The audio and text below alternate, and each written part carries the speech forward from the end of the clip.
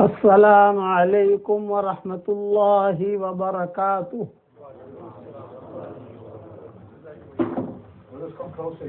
الحمد للہ نحمده ونستعینه ونستغفره ونؤمن به ونتوکل علیہ ونعوذ باللہ من شرور انفسنا ومن سیئات اعمالنا ونعوذ باللہ من شرور انفسنا ومن سیئات اعمالنا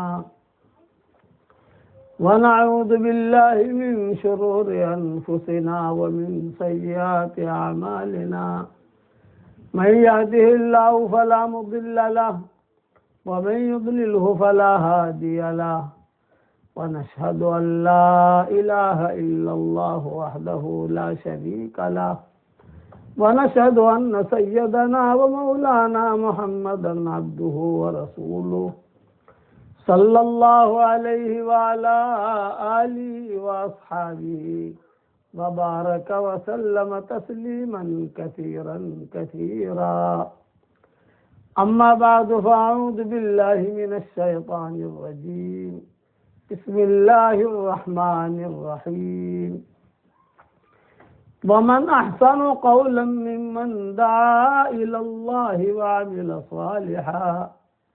وعمل صالحا وقال إنني من المسلمين ولا تستوي الحسنة ولا السيئة ادفع بالتي هي أحسن فإذا الذي بينك وبينه عداوة كأنه ولي حميم وما يلقاها إلا الذين صبروا وما يلقاها إلا ذو حظ عظيم وإما ينزغنك من الشيطان نزغ فاستعذ بالله إنه هو السميع العليم۔ قابل احترام بھائیو، دوستوں اور بزرگوں، اللہ تعالیٰ کے یہاں وہ ایمان قبول ہے جو ایمان بالغیب ہو۔ اسی لیے اللہ تعالیٰ نے الف لام میم میں شروع میں ہی بات شرط لگا دی، الذین یؤمنون بالغیب۔ ایمان بالغیب کا کیا مطلب؟ جیسے یہاں بات ہو رہی ہے، بیان ہو رہا ہے، فرشتے موجود ہیں، ہماری آنکھیں نہیں دیکھتی ان کو، لیکن نبی نے بتایا ہے۔ ہماری آنکھیں دیکھیں یا نہ دیکھیں، لیکن نبی نے ایک بات بتائی ہے، وہ بات کبھی بھی جھوٹی نہیں ہو سکتی۔ وما ينطق عن الهوى ان هو الا وحی یوحی۔ حضرت عبداللہ بن مسعود رضی اللہ تعالیٰ عنہ کا انتقال کا وقت قریب آیا تو حضرت عثمان بہت مال لے کر پہنچے، آپ کو ہدیہ ہے۔ تو عبداللہ بن مسعود نے کہا بھی موت کا اور مال کا کیا جوڑ، میں تو مر رہا ہوں، تم یہ مال کیوں لائے؟ تو حضرت عثمان نے کہا کہ عندک بنات کثیرہ، تیری لڑکیاں بہت ہیں اور کمانے والا کوئی نہیں، مجھے خطرہ ہے کہ تیری بچیوں پر فاقہ نہ آئے۔ تو حضرت عثمان نے جب یہ جملہ کہا تو عبداللہ بن مسعود نے کہا اجلسونی، مجھے بٹھاؤ۔ بیمار تھے حضرت عبداللہ بن مسعود، انہیں بٹھایا گیا۔ پھر انہوں نے کہا کہ اے عثمان، یہ مال تمہیں مبارک، مجھے اس مال کی ضرورت نہیں ہے، اور میری بچیوں پر جو تمہیں فاقہ کا ڈر ہے تو حضور صلی اللہ علیہ وسلم نے مجھے بتایا ہے، جس گھر میں رات کے وقت میں سورہ واقعہ پڑھی جاتی ہے اس گھر میں کبھی بھی فاقہ نہیں آتا۔ میں نے میری بچیوں کی عادت ڈال رکھی ہے، روزانہ رات کو سونے سے پہلے سورہ واقعہ پڑھ کے سو جاتی ہے، میری بچیاں کبھی بھی بھوکی نہیں رہ سکتی۔ یہ ایمان بالغیب۔ حالانکہ حضور صلی اللہ علیہ وسلم کے بتائے ہوئے کتنے سال گزر گئے، حضرت عثمان کے زمانے میں ان کا انتقال ہوا ہے عبداللہ بن مسعود کا، تو یہ کہتے تھے کہ مجھے اللہ کے نبی کی بات پر یقین ہے کہ میری بچیاں بھوکی نہیں رہ سکتی۔ الذین یؤمنون بالغیب، جب اس مجلس کے اندر فرشتے کھچاکھچ آسمان تک بھرے ہوئے ہیں، ہماری آنکھیں نہیں دیکھتی ان کو، لیکن ہیں۔ وجہ کیا ہے کہ اللہ کے نبی نے بتایا ہے کہ جہاں دین کی باتیں کہی جاتی ہے، دین کی مجلس ہوتی ہے، فرشتے آ کر گھیر لیتے ہیں ان کو۔ اسی طرح قبر، نماز پڑھنے پر ہمیں اللہ کیا دے گا، وضو کرنے پر اللہ کیا دے گا۔ مسلم شریف کی حدیث ہے کہ جب بندہ یا بندی وضو کرتے ہیں تو وضو کرتے ہی ان کے بدن سے سارے گناہ جھڑ جاتے ہیں، یہاں تک کہ ان کے ناخنوں میں بھی جو گناہ ہوتے ہیں چھوٹے موٹے وہ بھی جھڑ جاتے ہیں۔ اب دکھائی نہیں دیتا ہمیں گناہ جھڑ رہے ہیں، لیکن نبی نے بتایا ہے، مسلم شریف کی حدیث ہے، حدیث صحیح ہے۔ یقین، جو یقین کے راہ پہ چل پڑے انہیں منزلوں نے پناہ دی، جنہیں وسوسوں نے ڈرا دیا وہ قدم قدم پر بہک گئے۔ اللہ تعالیٰ سے ایمان بالغیب آدمی مانگے، اسی لیے ہم دعا کرتے ہیں کہ اللہ تو ہمیں ایسا ایمان دے کہ اس کے بعد کفر نہ ہو، ایسے ہدایت دے کہ اس کے بعد گمراہی نہ ہو۔ ہارون رشید اور زبیدہ کا قصہ میں عرض کرتا ہوں۔ ہارون رشید بڑے بادشاہ تھے، ان کی اہلیہ محترمہ زبیدہ یہ رانی تھی، دیندار گھرانہ تھا۔ کتابوں میں لکھا ہے ہارون رشید اور ان کی بیوی زبیدہ دونوں کے دونوں ٹہلنے کے لیے نکلے، سمندر کنارے پر، دریا کنارے پر۔ آگے آگے ہارون رشید ہے، پیچھے جو ہے زبیدہ کا قافلہ ہے۔ زبیدہ عورتوں کے ساتھ ہے، ہارون رشید مردوں کے ساتھ ہے۔ راستے میں جاتے جاتے ہارون رشید نے بہلول کو دیکھا۔ بہلول مجنون تھا، بہلول وہ بیٹھا ہوا مکان بنا رہا تھا مٹی کے۔ ہارون رشید نے کہا کم قیمت ھذا البیت، اس گھر کی کیا قیمت ہے؟ تو اس نے کہا دینار۔ بہلول نے کہا 1 دینار، دینار یعنی سونے کا سکہ۔ تو ہارون رشید نے کہا دینار، ارے میں تجھے دینار دوں گا تو مجھے کیا دے گا؟ ان لوگ میں ایک گھر بھی دوں گا، مٹی کا مکان جو ہوتا ہے، اور جنت میں بھی گھر دلاؤں گا، اللہ جنت میں بھی دے گا، صدقے پر اللہ دیتا ہے نا۔ تو ہارون رشید نے کیا کہا؟ مجنون مجنون، مجذوب مجذوب، پاگل ہے پاگل ہے، یہ کہہ کر آگے چل دیا۔ پیچھے سے زبیدہ آئی۔ کبھی کبھی عورتیں جو ہوتی ہیں شوہروں سے آگے نکل جاتی ہیں دینداری میں۔ پیچھے سے آئی اور پیچھے سے آ کر کہا کم قیمت ھذا البیت، کہ دینار، میں تجھے دینار دوں گی تو مجھے کیا دے گا؟ لیکن میں گھر بھی دوں گا اور جنت میں بھی گھر مکان ملے گا، بنگلہ ملے گا۔ اس نے 1 دینار نکالا اور دے دیا۔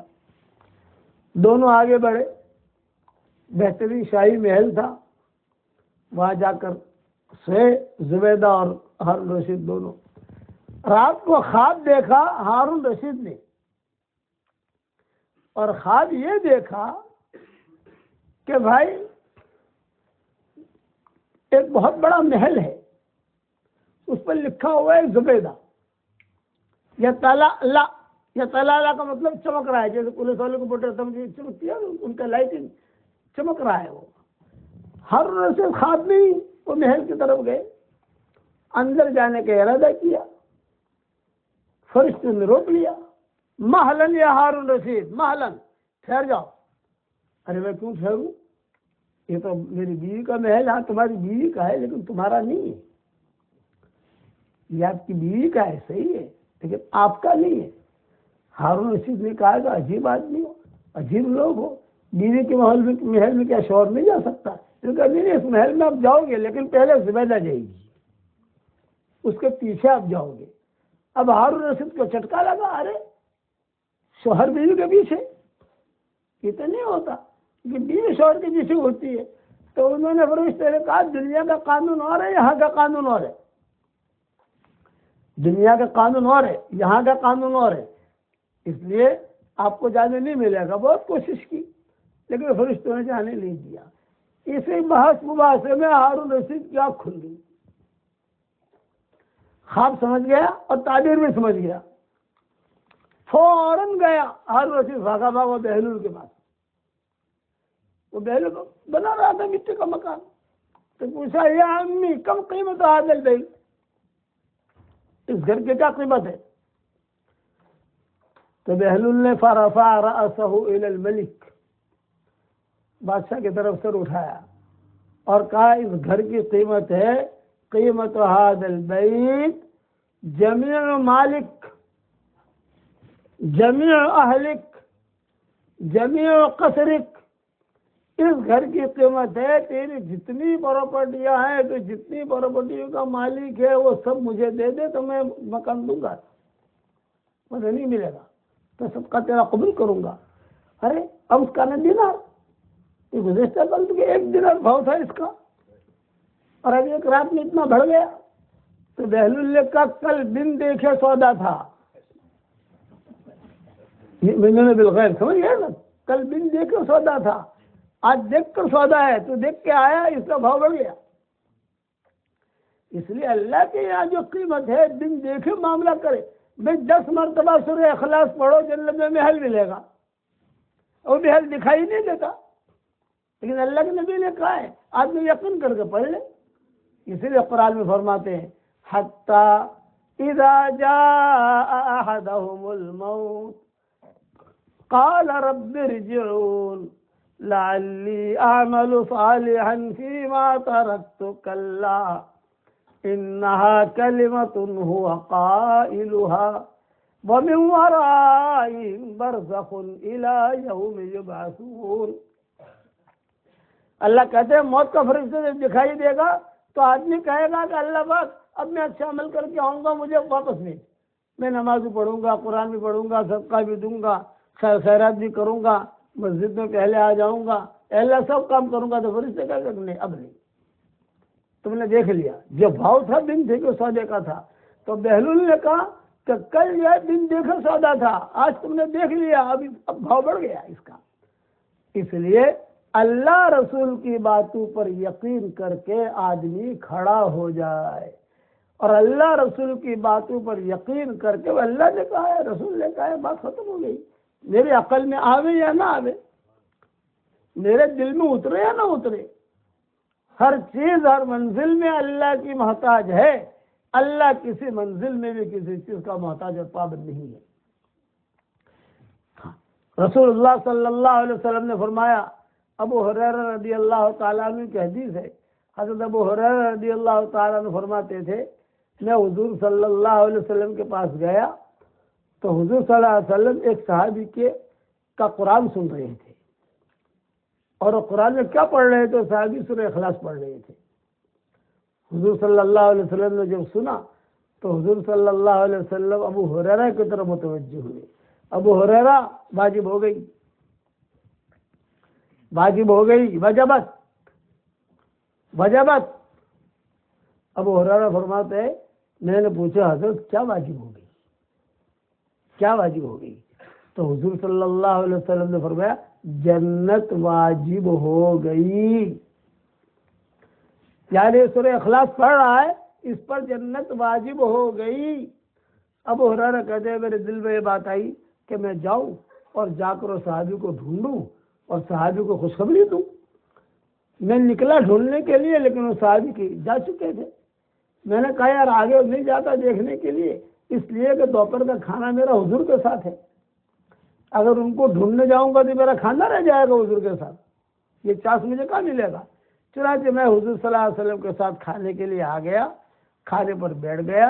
اس کے بعد وہ صحابی کو ڈھونڈا، وہ صحابی مجھے نہیں ملے، لیکن حضور سے میں نے یہ حدیث سنی ہے، وجبت. اب یقین ہے کہ آج ایک مرتبہ سورہ اخلاص پڑھنے پر جنت واجب ہو جاتی ہے. آپ 100 مرتبہ پڑھو گے تو کتنی جنتیں ملیں گی انشاءاللہ.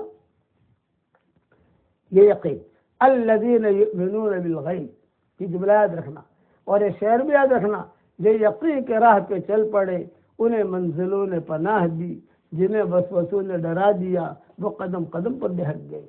جتنی حدیثیں ہم سنیں تعلیم میں، یا قرآن شریف کی آیتیں ہم پڑھیں، یا اس کا ترجمہ دیکھیں، یا کوئی قصہ سنیں حضور صلی اللہ علیہ وسلم کا، تو ہمیں یقین ہونا چاہیے کہ یہ ہو کر رہے گا. حضرت علی رضی اللہ تعالیٰ عنہ ہجرت کے وقت میں حضور صلی اللہ علیہ وسلم نے ان کو اپنے مکان میں لٹایا تھا اور کہا تھا علی میں جا رہا ہوں مدینہ، اور یہ قریش کی امانتیں ہیں، یہ بھی فلاں کی ہے، فلاں کی ہے، فلاں کی ہے، فلاں کی ہے، فلاں کی، تو دے دینا اور دے کر میرے پاس مدینہ منورہ آ کر میری ملاقات کرنا، یہ آپ نے فرمایا۔ رات بڑی خطرناک، جو بھی نکلے گا مارا جائے گا، وہ حضور صلی اللہ علیہ وسلم کے انتظار میں تھے۔ چنانچہ حضرت علی کہتے ہیں صبح ہوئی، مشرکین مکہ ڈھونڈ تو رہے تھے حضور صلی اللہ علیہ وسلم کو، آپ تو نکل گئے۔ حضرت علی کہتے ہیں کہ مجھے دیکھ ارے بھی محمد کہاں ہے، مجھے کوئی پتہ نہیں کہاں، مجھے پتہ نہیں کہاں گئے وہ، تمہاری یہ امانت ہے، یہ امانت لے لو بھائی، ابو جہل تیری، فلاں تیری، فلاں یہ تیری، یہ تیری، یہ تیری، دے دیا۔ اب حضرت علی اپنے وقت پر مدینہ منورہ پہنچے تو صحابہ نے کہا، پوچھا علی بین امامنا احوال تلک اللیلہ التی ترکک رسول اللہ صلی اللہ علیہ وسلم فی بیتہ، اے علی ذرا اس رات کا قصہ بیان کرو جس رات میں حضور صلی اللہ علیہ وسلم نے تم کو اپنے مکان میں لٹایا تھا، شاید پوری رات تمہیں نیند نہیں آئی ہوگی۔ حضرت علی نے جواب دیا، مؤمنانہ جواب، ایمان والا جواب، یہ جواب دیا، الحمدللہ، اللہ کی قسم اس رات میں جتنا میں سکون اور چین سے سویا ہوں اب تک نہیں سو سکا۔ صحابہ نے پوچھا بھی سکون چین کی نیند کیسے آئی، وہ تو ڈینجر رات تھی، جو نکلے گا وہ ماریں گے وہ لوگ۔ تو حضرت علی نے کہا حضور صلی اللہ علیہ وسلم نے چلتے چلتے مجھے کہا تھا، اے علی یہ قریش کی امانتیں ہیں، قریش کو پہنچا دینا اور مدینہ منورہ آ کر میری ملاقات کرنا۔ یہ جملہ حضور کی زبان سے نکلا تھا، مدینہ منورہ آ کر میری ملاقات کرنا، تو مجھے یقین تھا کہ پہلے میں مدینہ جاؤں گا پھر میری موت آئے گی۔ آج کی رات میں ملک الموت بھی میری روح قبض نہیں کر سکتا۔ مدینہ منورہ جاؤں گا، میں وہاں پہنچوں گا، اس کے بعد میری موت آئے گی کہ حضور وما ينطق عن الهوى ان هو الا وحی یوحی، کہ یہ تو اللہ کی طرف سے کہتا ہے، اللہ کا نبی جو ہے وہ۔ اچھا یہ قصہ ہو گیا، پھر حضور صلی اللہ علیہ وسلم کا وصال ہو گیا، حالات آئے ہجری، سب قصے بہت لمبے چوڑے قصے۔ حضرت علی جو ہے رابعہ میں بیمار ہو گئے۔ رابعہ سے مکہ مکرمہ مدینہ منورہ کے بیچ میں ایک جگہ ہے، رابعہ، وہاں بورڈ بھی آتے ہیں، رابعہ رابعہ رابعہ رابعہ جو ایسے بیمار ہوئے کہ اب مرے تب مرے، اب مرے تب مرے۔ حکیموں نے کہا کہ بس اب بچنے کی امید نہیں ہے، انہیں یا تو مکہ لے جاؤ، مکہ سے قریب ہے رابعہ، مدینہ سے دور ہے، تو کہیں انہیں مکہ لے جاؤ یا مدینہ لے جاؤ، یہ مر جائیں گے۔ مکہ لے جاؤ گے تو وہاں ساتھی دفن کرنے والے، یہاں سفر میں کون ہے، حرم میں نماز ہوگی ان کی، مولا میں دفن ہو جائیں گے یا بقی میں دفن ہو جائیں گے، لیکن اب جلدی سے ان کو اٹھاؤ یہاں سے۔ حضرت علی نے سن لیا، تو سننے کے بعد حضرت علی رضی اللہ تعالیٰ نے فرمایا کیا مشورے کر رہے میرے بارے میں تم؟ ان کا حضرت حکیموں نے کہا ہے کہ آپ کچھ گھنٹوں کے مہمان ہیں، ہم آپ کو مکہ لے جائیں یا مدینہ لے جائیں، آپ فیصلہ فرمائیں۔ حضرت علی نے کہا کوئی ٹینشن مت لو، میری وفات یہاں نہیں ہوگی، میں یہاں نہیں مروں گا، کیونکہ سارے حکیم کہتے ہیں کہ جھوٹے ہیں وہ۔ اللہ کے نبی نے مجھے کہا ہے تیرا انتقال یہاں نہیں ہوگا، بہت دور جا کے ہوگا، دوسرے علاقے میں، حجاز کے علاقے میں تیرا انتقال نہیں ہوگا، دور جا کے۔ چنانچہ حضرت علی نے کہا بس وہ جملہ کہا، اس کے بعد سے ان کو صحت ٹھیک ہونا شروع ہوئی، کئی سال تک جیے الحمدللہ۔ اور پھر جو ان کا قتل کا جو قصہ ہوا وہ ہوا جو معروف مشہور ہے، الذین یؤمنون بالغیب۔ اس لیے روزانہ ہم اللہ تعالیٰ سے ایمان بالغیب مانگیں اور اللہ تعالیٰ سے کہیں کہ اے اللہ پاک تو مجھے جو ہے نا ایمان دے، ایسا ایمان دے۔ اسی لیے قرآن میں اللہ تعالیٰ نے فوراً پہلے ایک آیت کے بعد کہہ دیا لا ریب فیہ، آگے کہو گے ھدی للمتقین الذین یؤمنون بالغیب ویقیمون الصلاۃ ومما رزقناہم ینفقون۔ تین باتیں بتائی ٹاپ، ایمان بالغیب، دوسرا نماز کا اقامت کرتے ہیں، اہتمام سے نماز پڑھتے ہیں، اور تیسرا ہم نے جو ان کو دیا ہے وہ خرچ کرتے ہیں۔ آپ یہ کرو گے انشاءاللہ؟ اب آپ لوگوں کو میں ہدیہ دیتا ہوں، قبول کرو گے بھائی؟ ارے بتاؤ تو صحیح آپ۔ 10 مرتبہ سورہ اخلاص پڑھو، جنت کے اندر ایک پیلس تیار ہو جاتا ہے۔ رسول اللہ صلی اللہ علیہ وسلم نے حضرت عمر سے کہا تھا، عمر 10 مرتبہ تو سورہ اخلاص پڑھ، جنت میں اللہ تعالیٰ ایک بہت بڑا پیلس تیرے لیے تیار کر دے گا۔ حضرت عمر نے کہا تھا 10 مرتبہ پڑھوں اور جنت میں بہت بڑا پیلس، بہت بڑا محل؟ آپ نے فرمایا ہاں۔ حضرت عمر نے کہا اذن لا استکثر یا رسول اللہ، پھر تو محل بہت بناؤں گا، بہت بناؤں گا۔ آپ نے فرمایا بنا، جتنے بنانے کی طاقت ہو بنا، جتنے بنانے کی طاقت ہو۔ کتابوں میں لکھا ہے حضرت عمر رضی اللہ تعالیٰ، بلکہ یہ کہا، یہ آتا ہے کتابوں میں کہ تو بناتے بناتے تھک جائے گا، اللہ دیتے دیتے نہیں تھکے گا۔ مسند احمد کی روایت ہے۔ تو میں آپ حضرات کو کہتا ہوں کہ انگلینڈ میں آ کر آپ نے انگلینڈ میں پراپرٹیاں بہت بنائی ماشاءاللہ، اور اپنے یہاں گجراتی بھی بنائی، بنگلہ دیشی بھی بنائی، پاکستانی بھی بنائی، محنت یہاں کی، اور وہاں بھی پراپرٹیاں بن گئی۔ میں کہتا ہوں اللہ تعالیٰ آپ کی اور ہماری پراپرٹی میں بہت برکت دے عافیت کے ساتھ، اور بہت ترقی دے ہم لوگوں کو، یہ ہماری دعا ہے۔ لیکن اب میری تشکیل یہ ہے کہ جنت میں بھی پراپرٹی بناؤ، اور جنت میں پراپرٹی بنانے کا آسان نسخہ یہ سورہ اخلاص ہے۔ رات کو نیند نہ آوے نا یوٹیوب مت دیکھو، رات کو نیند نہ آوے تو یوٹیوب مت دیکھو، بنگلہ بناتے بناتے سو جاؤ تو بنگلہ بھی بن جائے گا اور نیند بھی آ جائے گی انشاءاللہ۔ تنہائی کے گناہوں سے بچو، تنہائی کی نیکیاں کرو۔ تنہائی کی نیکیاں آدمی کو اور عورت کو کمال تک پہنچا دیتی ہے، اور تنہائی کے گناہ آدمی اور عورت کو زوال تک پہنچا دیتے ہیں۔ تو تنہائی کی نیکیاں کرو گے انشاءاللہ؟ تو میں بتاتا ہوں کہ 313 مرتبہ سورہ اخلاص پڑھنے کی عادت ڈال دو۔ 4 باتیں بتاتا ہوں، یہ زندگی بھر کا معمول بنا لو آپ، تو آپ کی زندگی پوری بدل جائے گی۔ جو مانگو گے اللہ دے گا آپ کو، جو مانگو گے اللہ دے گا۔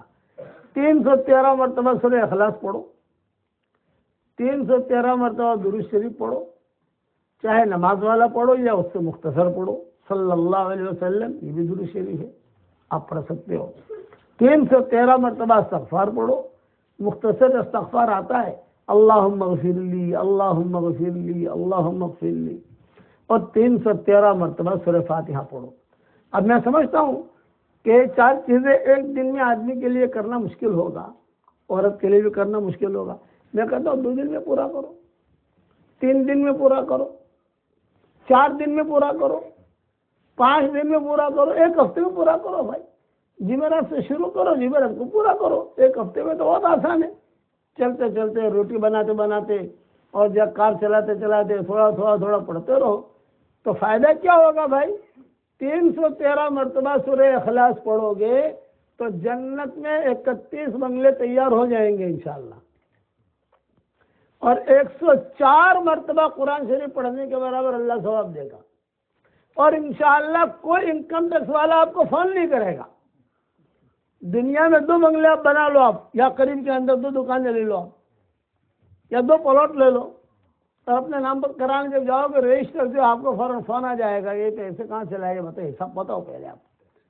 ہمارا اللہ حساب نہیں لیتا، ہمارا اللہ دیتا ہے کہ یہ تمہارا ہو گیا، تم نے اتنا کیا تمہارا ہو گیا۔ درود شریف کے فائدے تمہارے سامنے ہیں، استغفار کے فائدے تمہارے سامنے ہیں، سورہ فاتحہ کے فائدے تمہارے سامنے ہیں۔ اگر ہم نے یہ کرنا شروع کیا، 1 ہفتے کے اندر اندر انشاءاللہ تم اللہ تعالیٰ سے جو مانگو گے اللہ دے گا۔ یہ زندگی بھر کا بڑا معمول بنا لو، بناؤ گے انشاءاللہ۔ اور اگر جو ہے بات ایسے بھی ہوتے ہیں جو 3 دن میں پورا کر لیں گے، کوئی حرج نہیں، 4 دن میں پورا کر لیں گے، کوئی حرج کی بات نہیں بھائی، لیکن کرو گے انشاءاللہ بھائی۔ اب ایک اس پر میں مختصر سا قصہ سناتا ہوں سورہ اخلاص کے اوپر، مختصر سا۔ ابو ذر غفاری رضی اللہ تعالیٰ نے بیٹھے ہوئے تھے حضور صلی اللہ علیہ وسلم کے پاس، حضرت جبریل آئے، اور حضرت جبریل نے آ کر کہا اہذا ابا ذر یا رسول اللہ، کیا یہ ابو ذر ہے؟ اے اللہ کے نبی، تو آپ نے فرمایا نعم یہ ابو ذر ہے۔ پھر حضور نے پوچھا جبریل سے، پھر تمہیں کیسے پتا چلا یہ ابو ذر کو تم کیسے پہچانتے ہو؟ میں وہی تم میرے پاس لے کے آتے ہو، ان کو کیسے پہچانتے؟ تو حضرت جبریل نے کہا اجی حضرت، آسمانوں میں اس کی دھوم مچی ہوئی ہے، مدینہ والے ان کو اتنا نہیں پہچانتے جتنا آسمان والے پہچانتے ہیں۔ تو آپ نے فرمایا کیوں؟ بولے اس کے اندر دو اچھی عادتیں ہیں۔ ایک اچھی عادت ہے کہ ان کے اخلاق اچھے ہیں، اور دوسری اچھی عادت یہ ہے کہ سورہ اخلاص بہت پڑھتا ہے، اٹھتے بیٹھتے سورہ اخلاص پڑھتا ہی رہتا ہے، اس وجہ سے انہیں عزت ملی ہے۔ ایک صحابی تھے، وہ ہر رکعت میں سورہ اخلاص پڑھتے تھے، ہر رکعت میں سورہ اخلاص۔ تو صحابہ نے حضور صلی اللہ علیہ وسلم نے کہا کہ ہر رکعت میں سورہ اخلاص پڑھتے ہیں۔ آپ نے فرمایا ان سے پوچھو تو صحیح، ہر رکعت میں سورہ اخلاص کیوں پڑھتے ہیں یہ؟ تو صحابہ نے پوچھا کہ ہر رکعت میں سورہ اخلاص کیوں پڑھتے ہو؟ تو مجھے یہ سورت بہت پسند ہے، اس میں ہمارے اللہ کی بڑائی ہے، ہمارے اللہ کی تعریف ہے، ہمارے اللہ کی عظمت ہے۔ خود صلی اللہ علیہ وسلم کو آ کر صحابہ نے بتایا اس وجہ سے یہ پڑھتے ہیں، اس میں اللہ کی بڑائی ہے، اس لیے کہتے ہیں مجھے محبت ہے۔ تو آپ نے کیا جواب دیا؟ وہ صحابی سے کہو اگر تم کو یہ سورت پسند ہے تو تم بھی اللہ کو پسند ہو، تم کو جو ہے اگر اس سورت سے محبت ہے تو تم سے بھی اللہ کو محبت ہے۔ کتنی بڑی فضیلت کی چیز ہو گئی۔ اس لیے میں تو یہ کہوں گا، اچھا جو اللہ جنت میں بنگلہ اور پیلس دے سکتا ہے، وہ اللہ لندن میں بنگلہ اور پیلس دے سکتا ہے کہ نہیں دے سکتا؟ وہ اللہ دے سکتا ہے۔ جب وہاں دینے پر قادر ہے تو مکہ مدینہ میں دینے پر قادر نہیں ہے؟ ہندوستان، پاکستان، بنگلہ دیش میں دینے پر قادر نہیں ہے؟ قادر ہے۔ یہ ایمان بالغیب والی میں نے مثالیں دی آپ کو، حالانکہ دکھائی نہیں دے گا آپ کو۔ آپ نے فرمایا رسول اللہ صلی اللہ علیہ وسلم نے ایک مرتبہ کوئی پڑھے سبحان اللہ العظیم و بحمدہ، پڑھو میرے ساتھ، سبحان اللہ العظیم و بحمدہ۔ حضور صلی اللہ علیہ وسلم فرماتے ہیں کہ ایک مرتبہ کا اگر کوئی پڑھ لے، پڑھتے ہی جنت میں کھجور کا درخت لگ جاتا ہے فوراً۔ اور لکڑی کا نہیں، جنت میں لکڑی کی چھٹی ہے، لکڑی نہیں، سونے کا تنا، سونے کا تنا۔ ایک مرتبہ پڑھے تو دو مرتبہ پڑھے سبحان اللہ العظیم میں بحمدہ، دو درخت لگ گئے۔ اب وہ درخت دکھائی نہیں دیتے لیکن ملیں گے ضرور، جو رسول اللہ صلی اللہ علیہ وسلم نے فرمایا۔ اب ایک دعا پڑھو میرے ساتھ، ربنا اغفر لی ولوالدی وللمؤمنین یوم یقوم الحساب۔ حدیث شریف میں آتا ہے پھر یہ دعا پڑھ لے، اس وقت میں جتنے مسلمان مرد اور عورتیں ہوں گے دنیا بھر میں، ان سب کے برابر اللہ اس کے اکاؤنٹ میں نیکیاں داخل کرے گا۔ کتنا آسان ہے۔ اچھا وہ نیکیاں دکھائی نہیں دیتی، ہاں مرنے کے بعد پتہ چلے گا کہ ارے یار یہ نیکیوں کی کیا قیمت ہے۔ ہاں مرنے کے بعد پتہ چلے گا کہ نیکیوں کی کیا قیمت ہے۔ حشر کا میدان میں ایک آدمی آئے گا، اس کے جو ہے گناہ اور نیکیاں دونوں برابر، اللہ تعالیٰ کہے گا ایک نیکی لا، ایک نیکی جنت میں بھیج دوں گا، ایک نیکی لا۔ وہ کہے گا اللہ پاک ایک نیکی، ابھی نیکیاں کمانا آسان ہے، حشر کے میدان میں آدمی ترسے گا، اللہ پاک میں کہاں سے لاؤں، پھر ڈھونڈ کے لا۔ یہ آئے گا ماں کے پاس، ماں ایک نیکی دے دو، ایک نیکی۔ ماں کہے گا میرا تیرا کوئی رشتہ ہی نہیں ہے، ارے میں ٹینشن میں ہوں، تجھے کیا دوں۔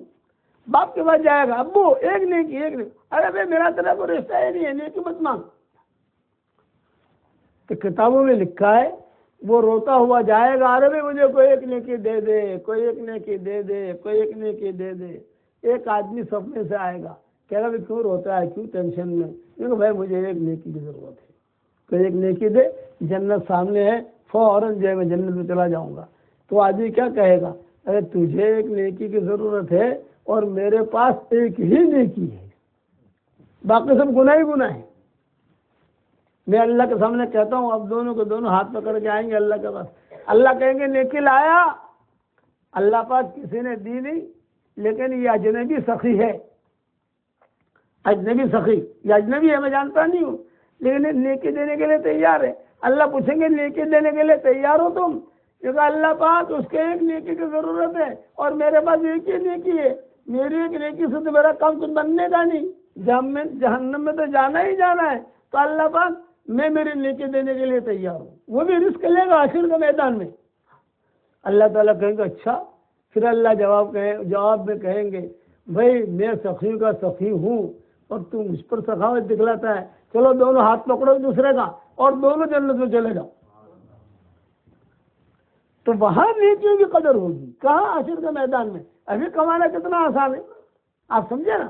100 مرتبہ سبحان اللہ و بحمدہ پڑھ لو، سمندر کے جھاگ کے برابر بھی گناہ ہوں گے تو اللہ معاف کر دے گا۔ مسلم شریف کی حدیث ہے، ترمذی کی حدیث ہے، اور 1,24,000 نیکیاں ملیں گی۔ کتنا آسان ہے۔ اس لیے میرے بھائیوں نیکیاں بناؤ، نیکیوں کو ضائع مت کرو، نیکیوں کی حفاظت کرو گے بھائی انشاءاللہ۔ اچھا اب ایک ہدیہ اور دیتا ہوں آپ کو، سورہ اخلاص پڑھو گے انشاءاللہ؟ 313 مرتبہ سورہ اخلاص، 313 مرتبہ درود شریف، 313 مرتبہ استغفار، 313 مرتبہ سورہ فاتحہ۔ یہ تو ایک ہدیہ ہو گیا۔ دوسرا ہدیہ، آج کل لوگ کاروباری معاملات میں بہت پریشان ہیں، کسی کا دھندا چلتا نہیں ہے، کسی کا پریشانی ہے، کوئی بیچارہ کاروبار ڈھونڈ رہا ہے۔ ایک آسان نسخہ بتاتا ہوں، اپنے گھر پر جب جاؤ یا اپنے آفس میں جاؤ یا اپنے دفتر میں جاؤ، کچھ کام کر لو مختصر۔ نمبر 1، زور سے سلام کرو، السلام علیکم ورحمۃ اللہ وبرکاتہ۔ دیوار بھی سنے، گھر بھی سنے، آپ کا مال ہے مال بھی سنے، جو بھی ہو وہ سنے۔ دوسرا کام کرو سورہ فاتحہ پڑھ لو۔ تیسرا کام کرو سورہ اخلاص پڑھ لو۔ بس یہ 3 کام آپ کو کرنے ہیں، بہت آسان ہے، میں بتا رہا ہوں۔ 4 کام کرنے ہیں۔ کتنے کام کرنے ہیں بھائی؟ 4۔ سلام، سورہ فاتحہ، سورہ اخلاص اور درود شریف، یہ 4 کام کرو بس۔ سمجھ گئے نا بھائی؟ سلام، سورہ فاتحہ، سورہ اخلاص اور درود شریف۔ انشاءاللہ اتنا کرنا شروع کرو گے تو اللہ اتنی برکت دے گا کہ اتنی برکت دے گا کہ آپ کہو گے یار پاؤنڈ بہت جمع ہو گئے، کہاں رکھوں میں؟ اللہ اتنی برکت دے گا، کرو گے انشاءاللہ بھائی؟ اچھا چلو یہ ہوگا۔ دوسرا، گھر میں میاں بیوی میں آپس میں ٹینشن رہتا ہے، ٹن کبھی جو ہے بھائی میں ٹینشن رہتا ہے، تو اس کا بھی آسان نسخہ بتا دیتا ہوں۔ جب بھی آپ کی جو فرشی حور ہے نا، ایک تو عرشی حور ہے ہماری، وہ تو وہاں ان کو تو کھانا بانا پکانا نہیں ہے، یہ ہماری فرشی حوروں کو ہی کھانا پکانا ہے، عام طور سے وہی پکاتی ہے۔ تو یہ جو ہماری فرشی حوریں ہیں ان سے صرف اتنا کہہ دو کہ جب کھانا پکاویں تو 1 مرتبہ درود شریف پڑھ لیں، 1 مرتبہ سورہ فاتحہ پڑھ لیں، 1 مرتبہ درود شریف پڑھ لیں اور 1 مرتبہ دم کر دیں۔ بس کھانے کے اوپر چائے بناتے 1 منٹ کا کام ہے، چائے بھی بن رہی وہی 1 مرتبہ درود شریف، 1 مرتبہ سورہ فاتحہ، 1 مرتبہ درود شریف اور 1 مرتبہ دم کر دو۔ اب یہ کھانا ہم سب مل کے کھائیں گے، گھر والے یا رشتہ دار آئیں گے وہ کھائیں گے، مہمان آئیں گے وہ کھائیں گے، میاں بیوی کھائیں گے، بچے کھائیں گے۔ جس کے پیٹ میں یہ دم کیا ہوا کھانا جائے گا انشاءاللہ کوئی بیماری بھی نہیں لگے گی انشاءاللہ، اور آپس میں محبتیں بھی ہوں گی انشاءاللہ۔ اگر بعض مرتبہ بیوی جو ہے کبھی کبھی ٹیڑھی ٹیڑھی بھی ہوتی ہے تو کیا ہوتا ہے، ارے ان سے بڑو مارے جادو جادو کرو کرو، تو ٹینشن نہیں لینے کا، آپ کو لڑائی نہیں کرنے کی، بیوی سے لڑائی نہیں کرنے کی۔ آپ جو پانی پیتے ہو نا، پانی پر آپ دم کر دو، وہی پانی جو ہے چائے میں استعمال ہوگا، وہی پانی جو ہے شربت میں استعمال ہوگا۔ لڑائی نہیں کرنے کی، لڑائی کرنے سے برکتیں ختم ہو جاتی ہیں اور نبھانے سے برکتیں باقی رہتی ہیں۔ اسی لیے میں ایک ہی مثال دیتا ہوں، میں ایک ہی بات کرتا ہوں، نگلنا سیکھو، اگلنا مت سیکھو کہ میٹر آنے نگل جاؤ نگل جاؤ نگل جاؤ نگل جاؤ نگل جاؤ، نگلنا سیکھو، اگلنا مت سیکھو، کرو گے انشاءاللہ بھائی۔ اچھا یہ باتیں میں نے بتائی، لیکن سدا بہار ہمارا جو کام ہے وہ دعوت و تبلیغ کا کام ہے، اللہ کے راستے کی نقل و حرکت۔ 3 چلے کے لیے نکلو، 1 چلے کے لیے نکلو، 20 دن کے لیے نکلو، 10 دن کے لیے نکلو، اللہ کے راستے میں نکلو گے تو ظاہر بات ہے کہ وہاں سیکھو گے، اس قسم کی باتیں سنو گے۔ اللہ کے راستے میں نکلو گے تو سیکھو گے نا، اللہ کے راستے میں نکلو گے نہیں تو کیا سیکھو گے؟ اور میرے والد صاحب رحمۃ اللہ علیہ فرماتے تھے، اللہ ان کی قبر کو روشن کرے، یہ کہتے تھے کہ اللہ کے راستے میں نکل کر سب سے پہلا اور بڑا فائدہ یہ ہے کہ 40 دن آدمی کی ساری نمازیں جماعت کے ساتھ ہو جاتی ہیں اور 43 صفیں ہو جاتی ہے۔ تو نکلو گے اللہ کے راستے میں بھائی، انشاءاللہ کہو انشاءاللہ۔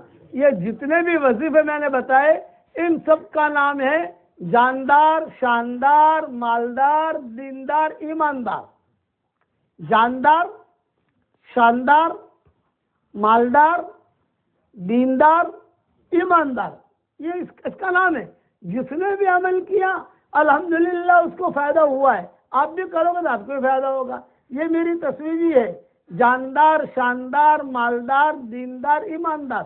میں جہاں جاتا ہوں جس کے پیچھے، جس امام کے پیچھے عشاء کی نماز پڑھتا ہوں ان کو دے دیتا ہوں، ہمارے مولانا کے پیچھے عشاء کی نماز پڑھی آپ کو ہدیہ۔ سب نکلو گے بھائی اللہ کے راستے میں، دعا کر لو چلو۔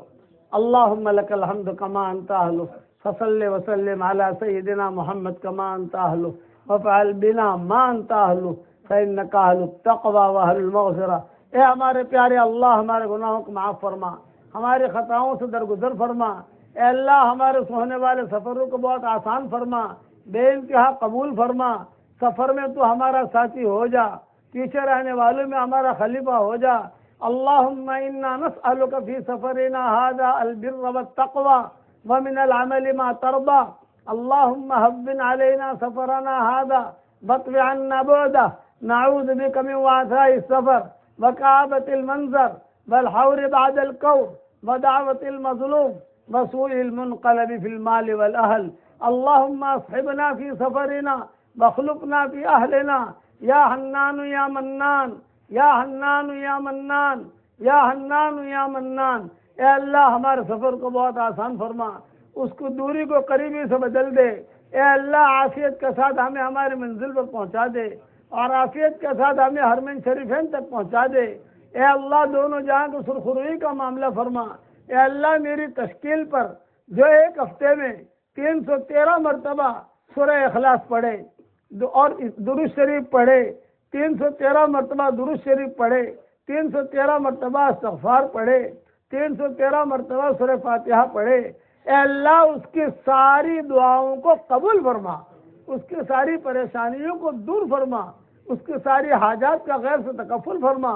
ہمارے انگلینڈ کے سفر کو تو بے انتہا قبول فرما، قدم قدم پر دستگیری فرما، قدم قدم پر اعانت فرما۔ اے اللہ جو بھی ذرہ خیر وجود میں آیا ہو تو اس کی نگرانی فرما، آپ یاری فرما، آپ پاشی فرما، ہم سب کی نجات کا ذریعہ بنا دے، ہم سب کی نجات کا ذریعہ بنا دے۔ اے اللہ جہاں جہاں انگلینڈ میں بیانات ہوئے اے اللہ تو ان سب کو قبول فرما لے، دعائیں ہوئی تو ان سب کو قبول فرما لے۔ اے اللہ ان مسجد والوں کو قبول فرما، ان کے قریب میں جو مسجد کا کام چالو ہو رہا ہے اے اللہ اس میں برکت کا معاملہ فرما، یسر کا معاملہ فرما، سہولت کا معاملہ فرما، فضل کا معاملہ فرما، بہترین آوان انصار عطا فرما۔ اے اللہ تیری مخلوق میں سے جو بیمار ہو سب کو شفا عطا فرما، انسان بیمار ہو ان کو بھی شفا دے، جنات بیمار ہو ان کو بھی شفا دے، اور اے اللہ جانور بیمار ہو تو ان کو بھی شفا دے۔ اے اللہ ہمارے بھائی الیاس کی بھی شفا دے، ان کی عمر میں برکت کا معاملہ فرما۔ اے اللہ ان کی بیماری کو دور فرما دے، انہیں صحت کا لباس پہنا دے۔ اے اللہ ہم سب کو صحت کا لباس پہنا، تقوی کا لباس پہنا، عافیت کا لباس پہنا، یسر کا لباس پہنا، تیری محبت کا لباس پہنا۔ ہماری آنکھوں میں تیری محبت کا سرما لگا دے، ہمارے آنکھوں میں تیری محبت کا سرما لگا دے، ہمارے دل کے اندر تیری معرفت کا نور کوٹ کوٹ کے بھر دے۔ اے اللہ جتنے مسافر سفر کر رہے ہیں دنیا بھر میں، ہوائی جہازوں میں ہوں، ریلوں میں ہوں، کاروں میں ہوں، بسوں میں ہوں، پیدل ہوں یا کشتیوں میں ہوں، بڑے بڑے جہازوں میں ہو، سب کو اپنی اپنی منزل پر عافیت کے ساتھ پہنچا دے، سب کو اپنی اپنی منزل پر عافیت کے ساتھ پہنچا دے۔ اے اللہ، رسول اللہ صلی اللہ علیہ وسلم نے جتنے خیر کے لیے ان کی دعائیں مانگی ہیں وہ سب ہمارے لیے مقدر فرما، اور جن شرور سے پناہ چاہیے ہو ان شرور سے ہماری حفاظت فرما۔ ہمیں مانگنا نہیں آتا مگر تجھے دینا تو آتا ہے، اپنے کرم سے تو عطا فرما دے۔ ہمارے دین کے سورج کو عروج عطا فرما، ہمیں بربادیوں کے میلوں سے بچا لے، ہمیں ہلاک ہونے والے میلوں سے بچا لے، موت کے بعد کی ہلاکتوں سے تو ہماری حفاظت فرما۔ رسول اللہ صلی اللہ علیہ وسلم کی امت کو ظالم اور مظلوم بننے سے بچا لے، ظالم اور مظلوم بننے سے بچا لے۔ اے اللہ، پوری انسانیت کی تو حفاظت فرما دے۔ اے اللہ، انگلینڈ کی زمینیں تیرے نام کو ترس رہی ہیں، اے اللہ یہاں سے تو دین کی ہوائیں چلا دے، دین کے بڑے بڑے علم بردار کھڑے فرما دے۔ اے خوبصورت پردے والے، اے خوبصورت چادر والے، ہمارے عیبوں پر پردے ڈال دے۔ اے اللہ، جس نے بھی مجھے دعاؤں کے لیے کہا ہو یا دعاؤں کے لیے خطوط میں لکھا ہو، یا جن کا مجھ پر کسی قسم کا حق اور احسان ہو، یا جو مجھے اپنی دعاؤں میں یاد کرتے رہتے ہوں، مائیں بہنیں بیٹیاں بہویں مجھے اپنی دعاؤں میں یاد کرتی رہتی ہوں، میری ساری دعاؤں میں ان کا پورا پورا حصہ نصیب فرما۔ ہمارے قرآن کے ترجمہ کرنے کو قبول فرما۔ اے اللہ، ہمارے اقدام اور اقلام کو قبول فرما۔ میرے اس دعا پر دنیا بھر میں جہاں کہیں آمین کہی جائے، اور اس وقت میں جہاں جہاں آمین کہی جا رہی ہے، اے اللہ ان سب کے جائز مرادوں کو اور ہم سب کے جائز مرادوں کو پوری فرما کر اس میں خیر کی شکلیں اور صورت پیدا فرما۔ اے اللہ، جتنے مسلمان ہیں ان کی اولاد کو تو بے انتہا قبول فرما، ان کی لڑکیوں کو قبول فرما، ان کے لڑکوں کو قبول فرما۔ اے اللہ، جن کے لڑکے اور لڑکیاں شادی کے لائق ہوں، غیر شادی شدہ ہوں، بہترین جوڑوں کا ان کے لیے انتظام فرما۔ جو بھی اولاد ہوں، نیک صالح اولاد انہیں نصیب فرما۔ جن کے اولاد ہے مگر نافرمان ہیں، ان کے نافرمان اولاد کو فرما بردار بنا دے، ان کے نافرمان اولاد کو فرما بردار بنا دے۔ اے اللہ، ہمیں تقوی نصیب فرما، ہمیں ایسا ایمان دے کہ اس کے بعد کفر نہ ہو، ہمیں ایسی ہدایت دے کہ اس کے بعد گمراہی نہ ہو، ہمیں ایسی عزت دے کہ اس کے بعد ذلت نہ ہو، ہمیں ایسی ترقی دے کہ اس کے بعد تنزلی نہ ہو، ہمیں اتنا تیرا قرب دے کہ تجھ سے دوری نہ ہو۔